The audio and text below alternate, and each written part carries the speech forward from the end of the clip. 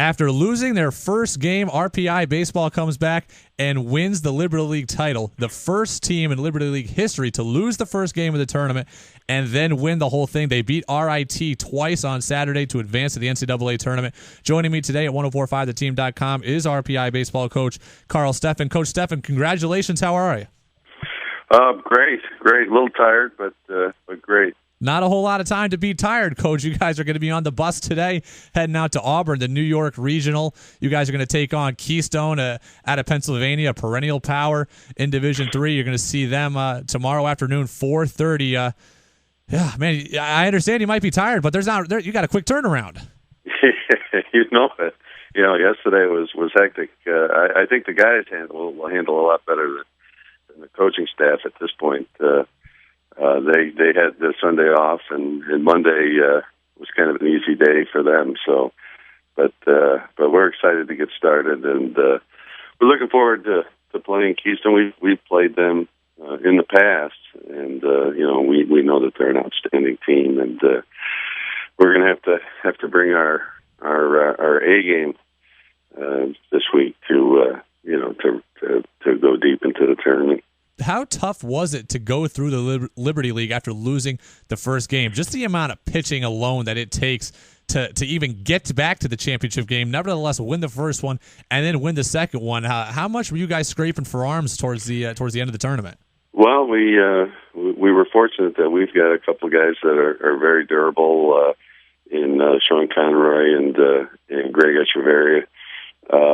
Greg came back on a day's rest and got us into the eighth inning where Conroy was able to come in and close it, and Conroy closed both games of the championship day. So I mean, when guys step up like that, it's tournament time.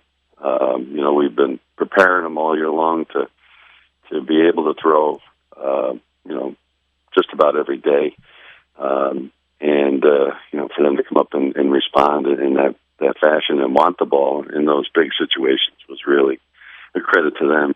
On Sean Conroy, he's really got a great story. He comes from Shenandoah, one of the top programs in the state. Obviously, you know that.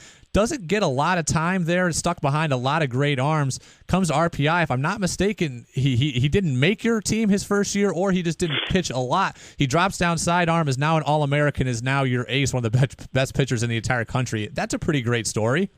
Yeah. Well, he made our team in the fall. We had fall baseball, but then he left school for a couple of semesters and then came back to school. And he was thrown over the top one day, throwing about 82, 83 on our radar gun. And he threw one sidearm, and it was the same speed. And we said, gee, maybe that's his normal arm slot.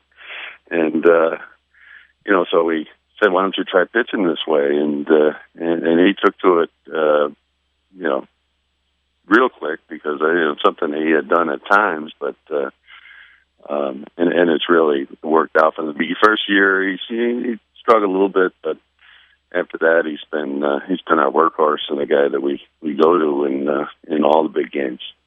How cool is it for you guys to have a lot of Section 2 products on your team? In addition to Conroy, you've got Adam and Aaron Kalish from Shen. Also, you've got Shane Matthews from Spa Catholic, who is a Division I player at Marist. And then before coming back to RPI, you've got guys from Averill Park. It's cool to have the local talent, to see all the talent in Section 2 manifest itself at the college level for you guys. Yeah, no, we recruit heavily in the Capital District. We feel it's a great, Section 2 is got some great baseball players, and sometimes in the past they were overlooked a little bit, but I think now more and more you're seeing the bigger schools coming in and taking some kids out of Section 2, but no, it's a good. This whole area is big in baseball. I think it always has been. You've got your South Detroit Dodgers and the teams of that nature. All the summer leagues that go on around in this area. So I think it's a great area to find prospects. RPI Baseball headed back to the NCAA tournament. They'll play against Keystone tomorrow, 4:30. They came out in Auburn in the New York Regional. And Coach, people will oftentimes like to like to rag on Northeast baseball. In Division III, the Northeast and the Mid-Atlantic is where it's king because there just aren't as many teams out west and down south. So this New York regional is absolutely loaded. You've got Cortland, who's been the number one team in the country for most of the year. You've got Oswego, who's a great team out of the SUNYAC. If they didn't have to go against Cortland, could have won a number of leagues that they played in. Amherst out of the NESCAC is a great team. So this is a loaded regional you guys are going into. Yeah. We Baldwin Wallace is another team that's outstanding. There's no easy games. And you look across the country, I think more and more you're seeing more and more quality teams getting into the tournament, and I think Division III baseball is really gotten super competitive. But the Northeast has always been kind of a hotbed, with the Mid-Atlantic and New England and New York, and you go down to Virginia in that area. But it's always been a great hotbed for national champions. Karl Steffen, RPI baseball coach, hoping to get RPI to the Division III World Series being played in Appleton, Wisconsin. First off, you got to win the New York Regional out in Auburn. Again, 4:30 tomorrow against T-Stone. Coach, good luck. Thanks for being with us. All right. Thanks, Brady.